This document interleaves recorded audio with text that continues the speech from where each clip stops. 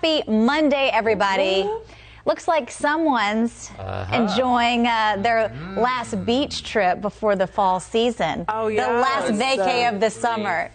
Who could it be? Right. Who's missing? Mr. Old Ben Thompson. But a lot of kids are heading back to school today. I mean, I feel like we've been talking about this all month long. Some kids went back at the beginning of the month.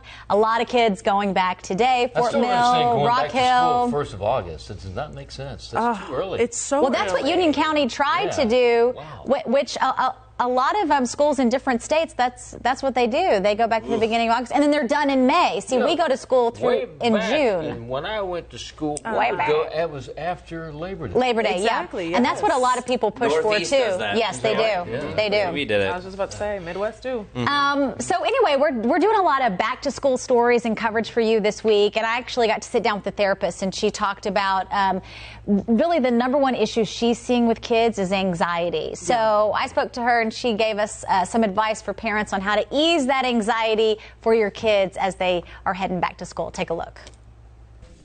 It's time to head back to school, but this can also be a stressful time for our kids. Psychotherapist Myque Harris says the number one thing she sees kids dealing with is anxiety. I think overall, kids are sometimes struggling even with identity, like who am I, right? And what does that look like? And Harris says social media isn't helping. I think in some ways the world is getting smaller. There's so much access to information. Social media also makes it easier for kids to experience bullying in schools. I think that there are many kids that have great experiences in school, but the reality is that bullying is real. And there are many kids that experience bullying, and so we need to acknowledge that, and we need to step in and pay attention and validate some of the things that children are telling us and students are telling us. Union County has a teletherapy program that gives students access to counselors and social workers if they're having issues with anxiety or bullying. Several years ago, we started an initiative called the Union County Collaborative. That is where we have hired, in partnership with the Department of Health and Human Services, dedicated mental health therapists and social workers across all 53 schools and clusters. So a year ago, we partnered with Atrium Health to provide for our high schools a mental health option for them, which is basically mental health therapy in a virtual setting. That has been very successful across all 11 of our high schools. We are expanding that to include now a handful of our middle schools going into this year. Since 2019, Union County has also used the Say Something Anonymous reporting system for students to receive information about bullying, self-harm, or threats. Sometimes parents want to ignore or push away what their child is feeling. It's okay, don't worry about it, you'll be okay. And so we want to be able to ask them what they're feeling with open-ended questions. We have to step into the discomfort sometimes, ask the questions, bring up the topics. If we're waiting for our 14-year-old to come to us and talk to us about hard topics, it may not happen. So we have to step into that space and do that. Yeah, and our kids are dealing with so much more than we ever dealt with because of social media. They're exposed to so much at such a young age. And so we think, 10, 11, 12 or middle school, like they're dealing with issues that sometimes we didn't deal with until high school. And so it's so important to talk to your kids, listen to what they say, and then get help if you need it. Yeah, and the school day doesn't rest because of social media. Exactly. So it continues to go on. So those problems that you could go back home to get away from. Some schools are not allowing phones in schools. Well, he just means like the kids leave school, and then if they have a phone, they're seeing what their kids, did they leave me out? And so it's almost this like, they can't really, if they are being bullied at school, they almost can't really escape it with social media. It is. It's really sad. There is no innocence anymore. No. It's unfortunate. Yeah. It's so sad. Well, you try to keep it as long as you can, but it's hard in this day and age. Going back to what you said, Larry, a lot of people are chiming in saying Greenville, South Carolina has been back 2 weeks already. Joy saying the beginning of August, she thinks it's just too early, it's too hot. And Melissa, you're with me. 1 more week with my kiddos, not ready to send them back. I feel like the summer just went by like that. Right. I mean, I love that we're talking about this, though, especially the mental health aspect. I got to sit down with Mental Health America, the Carolinas version, and they were saying that anxiety and depression starts as early as 8 years old, which I sat down with her and I asked her, and I was like, hey, if this is an ignorant question, like, I apologize, but what is making an 8-year-old anxious or depressed? What would they say? So basically she was telling me that more than even like the bullying and like school related stuff, it's the fact that these phones let kids know like what is going on around the world. And the amount of kids that are literally stressed about climate change and politics at 8 years old.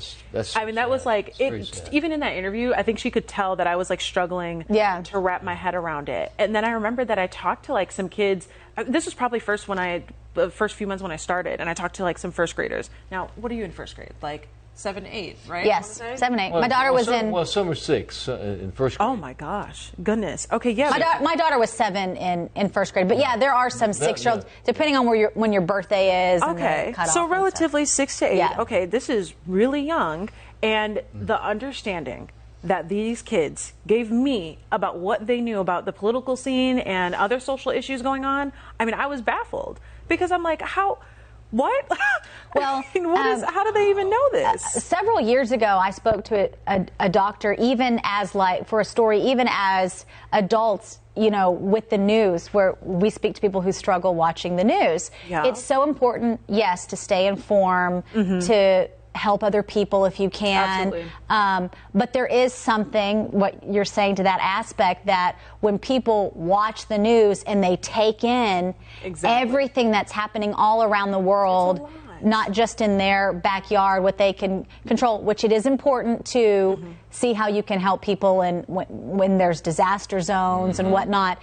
But it does affect you mentally when you're taking in everything that's happening outside of your control. All across the world. Well, that's why maybe you hear about some parents who say no. Social media. No social media. Yeah. And maybe that's the key to this in the future, is that we're seeing what's happening now with all of the depression and the problem. I know. Let's remove that. Yeah. Let's let some innocence continue. Here's the problem. That's impossible. It's not impossible. Well, it's really tough because I'm with Chris on I'm only saying this because YouTube. Think about that. How much YouTube is. Those same stories are popping up on YouTube. There's different stories. I think it's different. You can prolong it as much as you can, but no matter what, there's not just the main social media ones they're thinking about. There's different other extra. But how are they going to get access to YouTube if you don't give it to them? The parents. That's true. I guess you could cut that. Parents have to step up. But that's the parents' responsibility to defend your kids from that the best you can. You can't do everything. I mean, we're going to be exposed to so much, but man, you've got to be on top of things as a parent. If you're not, then you pay the consequences. I totally agree with Larry, but I will say, in your defense too, I spoke to a mom who was trying to get her daughter off social media, and they're so tech savvy, and she figured out how to get on and look at that stuff on her school computer, because now they have school laptops and school computers. A lot of them have school laptops now, and it's as young as like. But the school should have it where you can't get on social media. It should just be for schoolwork. I'm telling you, these kids are so smart. I know. They are finding ways to get around. It's scary. Walls. It is the craziest thing I've ever seen, because my siblings, they just actually, I think the last one just graduated. Oh my goodness. I feel like as if I'm the empty nester now. But I was looking at her Chromebook when I was back home with family some months ago, and if you tried to go on YouTube, it would block it, right? Like if you tried to search it in the URL, and they're still figuring out a way to get to the websites. Even though they're I don't know how they're doing Smart kids. They're extremely smart, and that's why it worries. It gives me a really conflicted feeling, because when I hear kids like breaking down, like, oh yeah, well, like this is what's going on, and this is how it makes me feel, and this is what's going on this side of the world. I'm like, first of all, this is an insanely smart child, but the downside is that when you are a child and you're still developing mentally, I mean, it's easy to get lost in despair because of the things that you can't control. And that's why these conversations about therapy have to start so early, which in and of itself, I mean, depending on who you ask, it's a really conflicting and controversial subject.